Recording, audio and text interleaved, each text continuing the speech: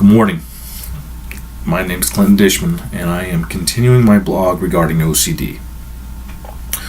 Today I want to discuss spikes. The reason behind this is I am currently in a spike. So a spike, as I had discussed in a prior blog, is when the already heightened levels of stress and anxiety increase substantially for the OCD sufferer. Right now, my spike is due to the fact that I'm unemployed. This would be stressful for anybody. But with me, it's even harder because it's of my OCD. It affects me both mentally and physically. In the physical aspects, I'm suffering from headaches, lack of sleep, can't sleep, lack of appetite. Mentally, my mind's a mess right now. My mind is all over the place. That irrational, rational part of my mind are viciously fighting right now. And it seems as though the irrational is dominating the rational. Intrusive thoughts are manifesting themselves in so many wonderful ways. I have thoughts that I'm never going to find a job. I have thoughts that I'm going to lose everything I've worked hard for, including my wife and my children. I feel like a failure. I'm feeling a lot of shame right now. I feel like, that I just not feeling like a good person, and it's very difficult.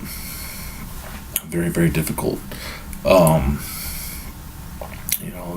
This may not have been the most proper time to try to do a blog, but I figure if people can see firsthand kind of what we go through when these spikes happen, it may help people understand a little better. One of the biggest things that occurs, at least for me during a spike, and in this situation, is my detachment from everyone. I'm distant from my family because when I look at them, I feel shame, I feel frustration, I feel that I am a loser, and these thoughts are just overpowering me. It's very irritating. My thoughts go to, I went to college for 6 years, got my degree, and I'm like, I was a waste of time. I was an idiot. The financial return on this has been pretty much nil. If anything, it's put me more in debt, and there's that frustrating aspect. The thought of how can I lose a job when I work hard. I'm not disrespectful. All these different things my mind's trying to analyze right now, and it's overwhelming. And it's overwhelming for both parties. I think, when someone who suffers from OCD hits their period of spike, their mind are in such utter chaos and such a vicious battle to establish that control and routine that you will see an increase in the rituals that we perform. You'll see sometimes the inability to stay on topic and or even make sense at times. You'll see that we are, at least for me, my ability to communicate isn't so good, and it's just patience is close to nil,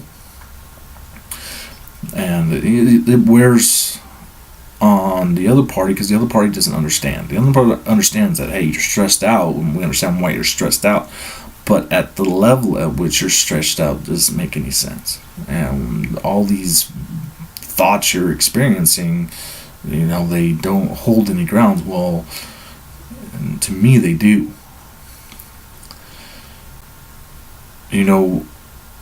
It's already hard enough to get up every day and just be a productive member of society. That when you are, I don't want to say discriminated against, I don't want to say, cast aside, but unfortunately I think in this situation that's what happened.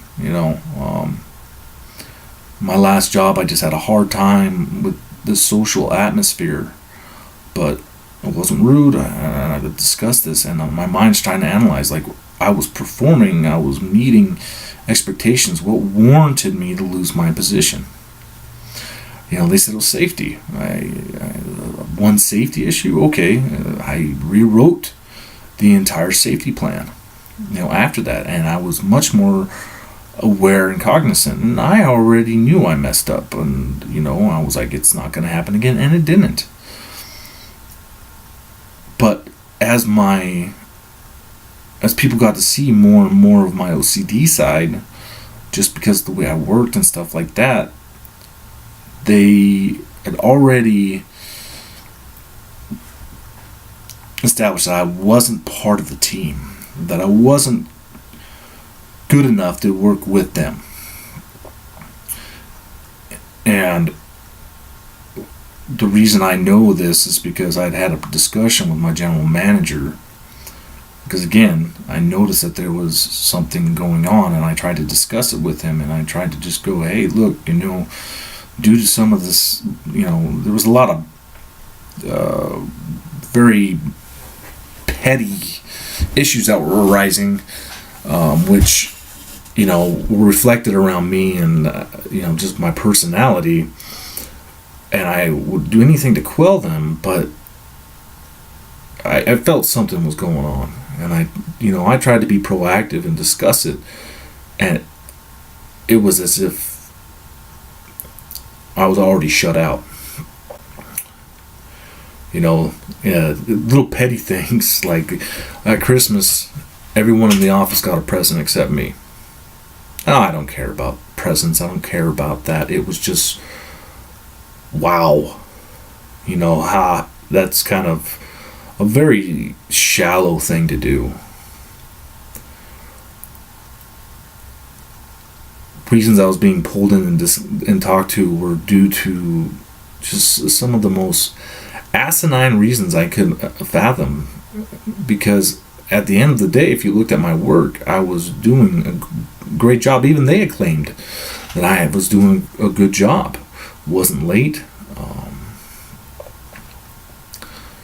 It was just, again, I'm just trying to analyze. And again, right now I feel that this might be a good way for someone to kind of see how our mind works when we're trying to figure things out.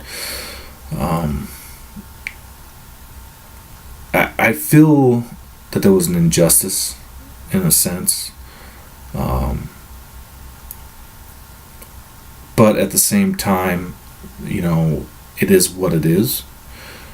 Some people have said, hey, is what they did legal? I don't know. The energy required to go after them for maybe discriminating against me because of my OCD, is it really worth it? I would much rather educate people about OCD than punish those for not understanding it. I did let my manager know I had OCD and that there are some things that I will, display, but not to interpret them as, negative aspects. At the end of the excuse me. At the end of the day, pardon me. At the end of the day, the end result was that because of my I got my OCD.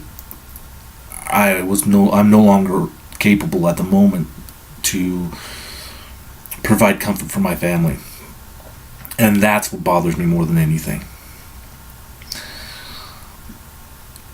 There's not a day that ever goes by that I don't wish that my mind operated differently. There's not a day that I wish I could function more cohesively with people in the work environment. But I don't believe that warrants dismissal from work. I believe what warrants dismissal is lack of productivity, being rude and disrespectful, not showing up on time. The standard reasons why people get let go. Not because you suffer from anxiety, not because partaking in large social gatherings, make us uncomfortable.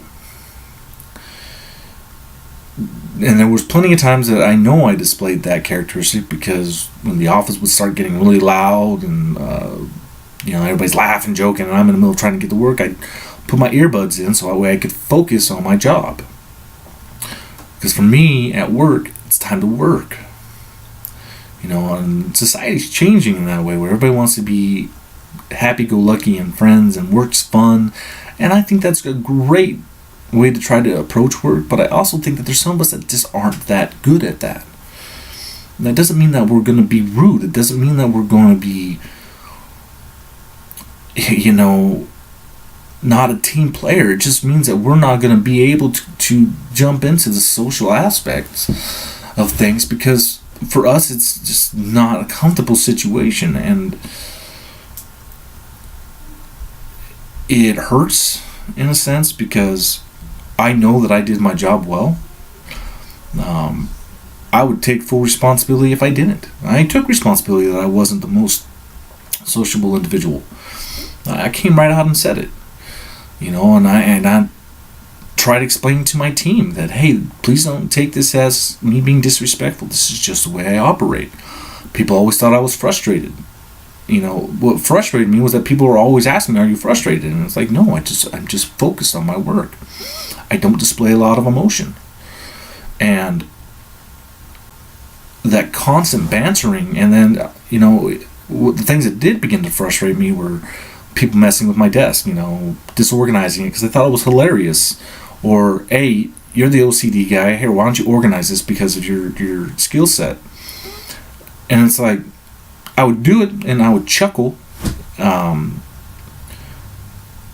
but at the same time it was like, you guys, you have no idea what I am going through on a day-to-day basis. You don't understand how important it is for me to ensure that I'm doing my job 100% correctly. You don't understand that making one mistake, I have not stopped beating myself up for. You guys don't understand that in my mind, this is for my family. My job is for my family, not for me. And at the end of the day, because they didn't understand, I don't have a job. And that's frustrating.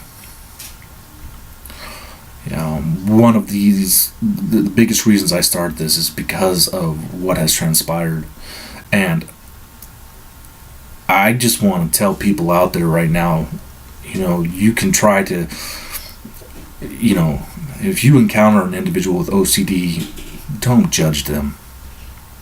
Don't look at them like they're a non-productive individual, because I guarantee you that the work that I produced was good. I had constant compliments on how fast I was getting quotes out. I had customers, that were so satisfied with my ability and attention to detail. Now, I made some mistakes, yes, and I would address them. I would explain what happened, and I would ask the questions to correct them. But in 6 months, in learning a position, you're going to make mistakes. Even 6 or 7 years.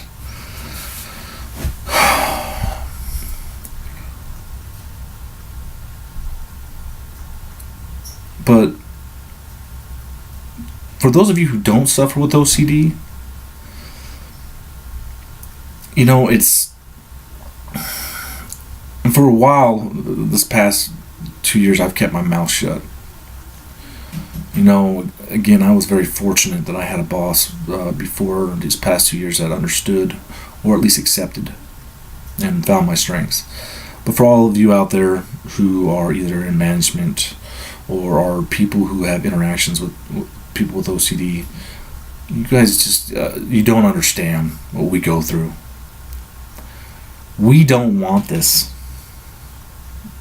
We don't want to struggle. We don't want to be socially awkward. We don't enjoy the rituals it takes. We're more aware of how irrational it looks than you can even fathom.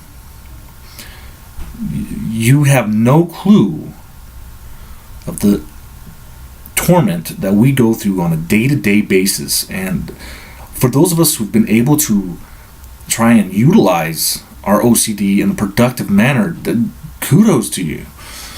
It's hard. And you individuals out there who just shut us out or feel that we're not part of the team, yet we're producing results. But on the personal level, when did personal become a predominant aspect in the workforce?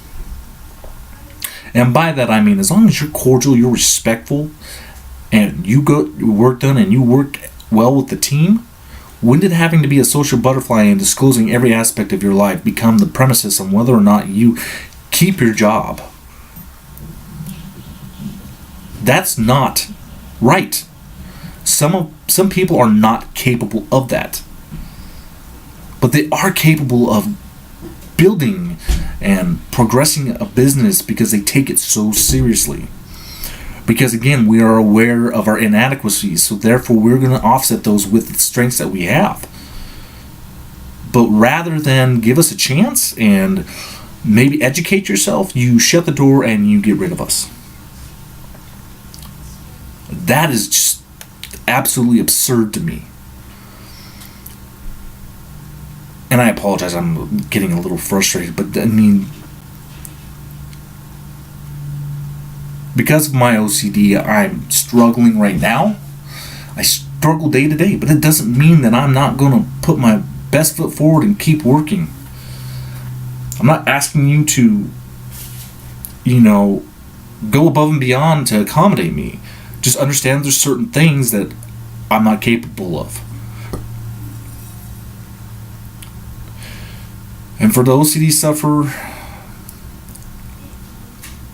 I feel your pain. I know what you're going through to an extent. Of course, my OCD is different. But we've got to learn to understand that some of us can't control this. We didn't ask for this. We don't want to be different.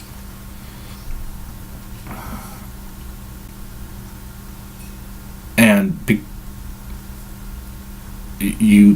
get casted aside or made fun of. I mean, it's okay. I'm thick-skinned. You can make fun of me all day long, but seriously, to take away someone's ability to provide for their family because they have a mental disability, but that mental disability is not affecting their work ethic, but they're just not in the social in crowd. That's a joke. People, you need to get educated on OCD. And OCD sufferers, again, I keep saying this and I will keep saying this, that hey, we need to try to educate people about what we go through. Because all they're seeing is the MTV or the minimal documentary crap. And again, very few people have OCD. But for those of us that do, we struggle. hope that this brings to light or an awareness of the frustration that at least right now I'm experiencing, and what goes through goes through some OCD sufferers' minds. It's not as coordinated as I would like this blog to be today, but this isn't a pity party blog. This is just searching for some understanding and trying to make people aware of just how frustrating this mental difference is. Any questions, please direct them to my Facebook, or you can post them on my YouTube. And hopefully my next blog will be a little more coordinated. And again, I do apologize, but I feel this is kind of the best way to give an example of what it's like to be going through a spike right now. Anyways, I hope you all enjoy the rest of your day, and please, for those of you who encounter someone with OCD, don't give them special treatment. Don't pity them. At least offer up an attempt to understand them, or hey, just accept that they're not going to be like the rest of your team. On that note, I'm going to end this. Thank you.